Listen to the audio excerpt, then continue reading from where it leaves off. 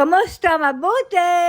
For today's video. Eto nga yung araw na pagkagaling namin sa mall ay nagkasumpong si Nilush dahil wala nga siyang nabili na garapon. Pinabibili ko na nga siya ng kahit ano na garapon na available doon para lamang may mabili siya. Ang kaso ayaw niya talaga at iba ang kanyang gusto. Yung kasing mga hinahanap at gusto ni Nili ay mga panahong pa tayo ni Kopong-Kopong. At kahit magtanong pa nga kami sa sales lady kung anong klaseng garapon yun ay hindi din nila alam. Para nga mawala ang sumpong ay pinagmerienda ko muna at sabi ko ay sa susunod na lamang kami bibili ng kanyang garapon. Dumating din pala ng araw na yan ang kapatid ni Nili para asikasuhin yung sahod ko na hindi ko pa nakukuha kay Lola. Ilang linggo nga bago mawala si Lola noon ay sahudan namin yun at dahil lagi nga masama ang kanyang pakiramdam kaya hindi maasikaso yung sahod ko. At hanggang sa inabot na nga ng pagkawala ni Lola ay hindi niya na ako napasahod. At bago ko nga sabihin dyan sa anak ni Lola ay pinatapos ko muna din yung kanilang pagluluksa. At bago nga mawala si Lola ay siya na din yung pinag-aasikaso ni Lola ng sahod ko at siya yung nagsusulat sa cheque. At natagalan pa nga din bago na ibigay ang sahod ko at dahil wala na nga si Lola ay nakaklose yung kanyang bank account. At may mga nagtatanong nga din na paano na daw yung naiwan ni Lola na utang sa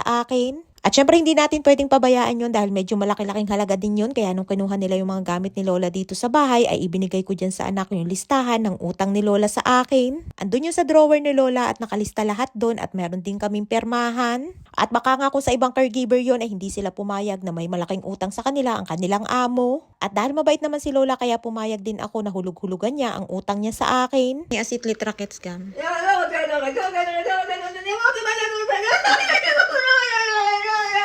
At ingat malaki na naman ang sumpong ni Nilush dyan at niyayaya ko nga na maliligo na. Tanghali na nga yan at nakaalis na din ang anak ni Lola at galit na galit nga dahil ayaw niya daw na maligo. Humihingi nga din siya sa akin dyan ng insure at sabi ko nga ay bibigyan ko lamang siya kapag siya ay naligo kaya mas lalong nagalit sa akin. Hindi niya daw kailangan na maligo dahil malinis pa daw siya at kakaligo ko nga lamang din yan at sabi ko sa kanya ay tingnan niya ako na araw-araw ay naliligo kaya dapat siya din ay araw-araw na maligo. At kahit nga ayaw niya maligo at kahit nga magalit pa siya ay pilit ko pa din siyang kinukumbinse na maligo. Sa ayaw at gusto nga ni Nili na maligo ay mapipilitan na siya ngayon na araw-araw ay maligo dahil wala na nga din si Lola na kokontra.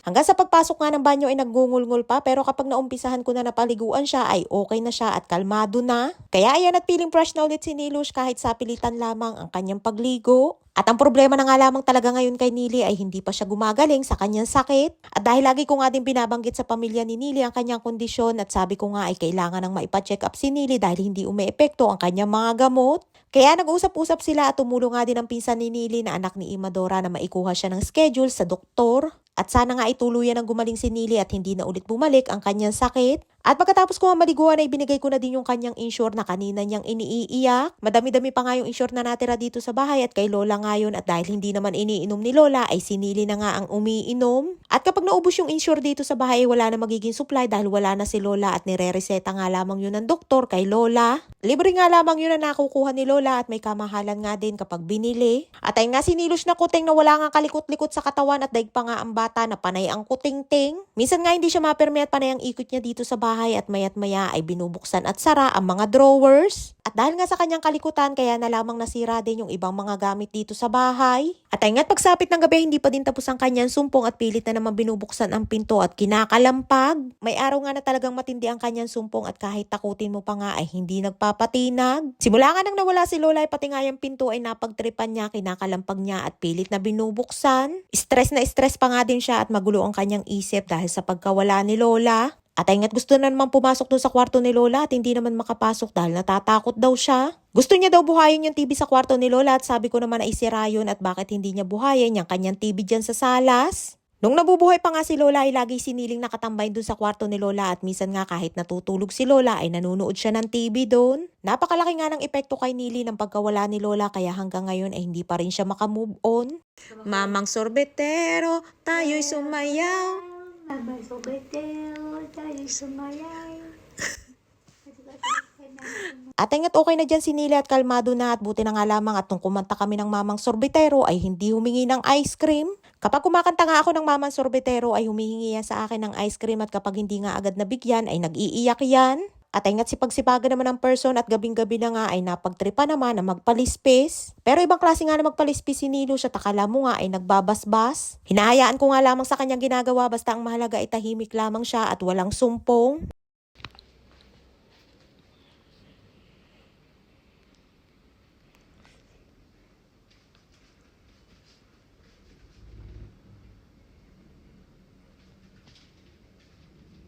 Oras na nga na pagtulog niya kaya sabi ko umihi muna bago matulog at dyan nga siya nagpunta sa CR ni Lola. At bago nga pumasok ng CR ay sumisilip siya sa kwarto ni Lola at kahit nga hindi nagsasalita si Nili tungkol kay Lola ay paniguradong namimiss niya na si Lola. At kahit nga ako ay lagi ko pa ding naaalala si Lola lalo na kapag napapasilip din ako sa kanyang kwarto. Tahimik na nga dyan sa kwarto ni Lola, hindi katulad dati na agang-aga pa nga lamang ay ang iingay na namin. Sinundan ko na nga si Nili dyan sa CR dahil kapag nagtatagal siya dyan ay paniguradong nandun siya sa may labahan. Pinagbabawalan ko nga siya na pumunta doon lalo na kapag may mga nakasampay dahil baka mahulog doon sa bintana. Mahilig kasi siya magtupi ng mga damit kaya kahit nakasampay pa ay kusa na niyang kinukuha. Madalas nga namin pinag-aawayan ang pagkakanlong niya ng sinampay dahil minsan nga ay basa-basa pa ay kinukuha na niya at tinutupi. Lagi ko nga sinasabi na kapag nahulog siya dun sa may bintana at hindi ko siya nakita ay mauuta siya at sa halip na nga na matakot at hindi na ulit-umulit ay tatawa-tawa lamang. At ay nga't sa wakas ay natahimik na din kami at matutulog na daw siya. Ay siya hanggang dito lamang ating kwento for today's video at maraming po salamat sa inyong support at laging panonood. Mag-ingat po tayong lahat palagi. And please follow and share Ako Infinity Private Resort and Events Place and please subscribe to my YouTube channel.